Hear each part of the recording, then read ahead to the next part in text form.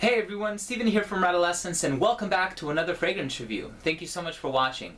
And today we're going to be taking a look at a fragrance by Bottega Veneta. And this is a September of 2013 release, and it's called Bottega Veneta Pour Homme. So here's the bottle. This one was composed by perfumers Daniela Roja André and Antoine Maison-Dieu. Daniela Roja André has done many fragrances for Prada. She has done Luna Rosa, I believe even Luna Rosa Extreme, Amber Prom, and one of my favorites, which is Infusion Dome. And Antoine Maison-Dieu has done Burberry Brit, Burberry London, a few other for Burberry. He has done Armani Code, and about 10 fragrances for Etat Libre d'Orange. So both of those perfumers have a very solid reputation in the industry. They both work for the company Givaudan. So this fragrance was made in collaboration with Coty Prestige, and it's for Bottega Veneta, which is an Italian leather goods brand which was established in 1966. I believe in 2010 or 2011 they branched out into fragrances and they created the woman's fragrance, and then they created an eau légère version of that fragrance. 2013 they came out with this one, and as a consumer you should also note that there is an extreme version of this scent. I believe it has a slightly more concentrated juniper berry note as well as a stronger leather note. That one was released in 2015. So if you're looking to purchase the original, just make sure it says nothing more than Pour Homme on the label. Now this is a woody aromatic, and I'm going to let you guys know what I think about it in a bit. Next up, let's take a look at the presentation. The box has a very nice embossed diamond pattern all over it. Really well done. I actually like the box. It almost has kind of like a leather texture to it, but it doesn't feel like leather or anything. It's obviously cardboard. You have the information, the serial number at the bottom with the UPC code, nothing going out at the top, and it's a pretty simple box. As far as the bottle goes, here it is. It says Bottega Veneta here on the front, Pour Homme. It has this really nice frosted glass, again, diamond pattern on the bottom, which I think looks really nice. And you have your information here on the back, like the size, the concentration, and the ingredients. You also have this leather band with what looks like a screw right in it. This could actually twists, so if you want to center it, you could. I see it like this in the advertisement, so I chose to leave it like that. The cap comes off and it does click into place. The atomizer for this one gives you very good distribution, and I think it sprays out enough relative to the concentration. And that was a presentation for Bottega Veneta Pour Homme. So what you can expect to get from this fragrance when you try it on skin is a very green composition. Now, to me, it kind of has somewhat of a mature, not necessarily entirely dated smell to it, but it does have a mature vibe to it, which I think would work better on perhaps an older man, somebody who's very well established, knows what he wants, is not afraid to go out there and get it. It definitely kind of has that mature, secure feel to it. Now, it does have pine, which I think is Siberian pine, and it also has fir. Those two notes kind of give the fragrance somewhat of I want to say coniferous feel. It definitely has a green appeal to it, maybe even somewhat resinous as well. I don't like the note of juniper berry. I think it's done really well in some fragrances. I actually love Original Santal by Creed. I think it's nice and sweet. You have the sandalwood, the cinnamon.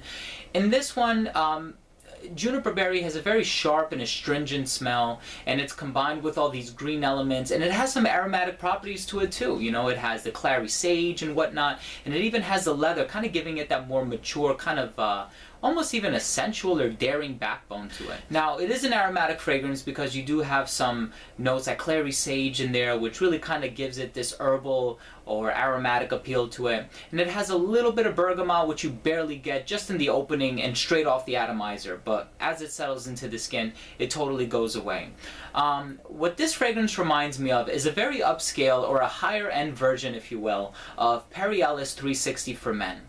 Now, Perry Ellis 360 is one of my least favorite fragrances. Not because it's a bad fragrance, because I don't think I'm one to judge whether a fragrance is good or bad, but to me it doesn't really cater to my personal taste, even though many people absolutely love it. This one smells like a higher end version of it. It has leather in there, which of course represents the company, what they stand for, their origins, their roots, where they came from. But at the same time, the composition, all of the ingredients coming together, even the pimento and this little bit of like a lavender note that I get from it, the overall smell is not one that I'm really a big fan of.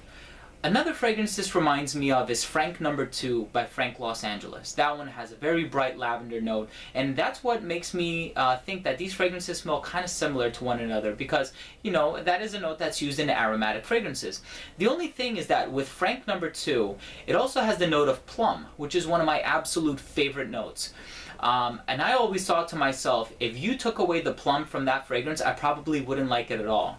This fragrance reminds me of that fragrance minus the plum. So ergo, I'm not really a huge fan of this fragrance. Now, I do sense the complexity in it, and I can see that it's well done, and I'm sure, you know, Rohan Drier and Maison Dieu did a heck of a job on this one, and I think if you like these styles of scents, you will absolutely love it. But as far as it caters to my personal taste, I'm just not a huge fan of it. So I had my fiance smell it. She didn't really like it. A few members of my family did, but what I've noticed is that it does seem to cater to a bit of an older crowd. So guys, thank you for watching. Last up we have the rating. So first up we have uniqueness and overall smell, and I ended up giving this one a 4 out of 10. Now, I am a little bit biased here because I don't really like scents of this compositional nature, but seeing what Antoine Maison Dieu has done, you know, Armani Code, a couple of Burberrys that I really like, and Daniela Rohan Drier has done one of my favorite scents, which is Infusion Dome by Prada, and I can tell that both of them independently and individually can do some really great scents, and them coming together on this one, it just smells like a mature, kind of harsh, astringent smell, which has a classy edge to it and a very secure tone to it, but I don't really like it, and I am going to have to give it a 4 out of 10. It's not groundbreaking, it's not game-changing by any means. As far as longevity goes, I gave it a 6 out of 10. It does last 4 to 6 hours. The projection and the longevity could actually be much better, but I guess depending on the occasion in which you're going to wear it, 4 to 6 hours might actually be appropriate. As far as projection goes, I gave it a 4 out of 10. It doesn't really jump up off the skin, but this is one of those scents where you don't really want it to, because of the composition, you could come off as being that cologne guy, because I guess it has some, traditional cologne you know, ingredients to it. As far as versatility goes, I gave it a 7 out of 10. Now, I do think it's unmistakably masculine, so I don't really see it bordering feminine at all or being unisex. I think it would work best in formal scenarios. I don't think it could work really well casually. Because it is a higher end designer, it's a little bit more on the pricey side, and it kind of lacks that sweetness that would make it a good candidate for a night out scent. As far as seasons go, because of the compositional nature, you could kind of see it working in the cold weather, but because of the performance or lack thereof, I can actually see this one working better in the hotter weather. So I would say the intermediary seasons, depending on where you live, could do well in the spring, could do well in the fall, just not the dead of winter or the dead of summer. And then lastly we have presentation. The presentation is actually very nice. I ended up giving this one an 8 out of 10. And overall, I'm going to give this fragrance a 5 out of 10. I think if this is your style, you might actually really like this one. If you're a fan of the perfumers and you're looking to try something else that they've done, I don't think that this one really exemplifies their full potential that could be expressed individually. I think it's a nice scent. As far as it caters to your personal taste, you might absolutely love it, but as it caters to mine, I'm not a huge fan of it. So there you have it, guys. That was my review on Bottega Veneta pour Homme. Please let me know if you own or have tried this fragrance by leaving a comment down below. Also, please don't forget to rate and subscribe for future videos and frequent giveaways. So again, thank you so much for watching. This has been Steven with another fragrance review from Radolescence. I'll see you soon.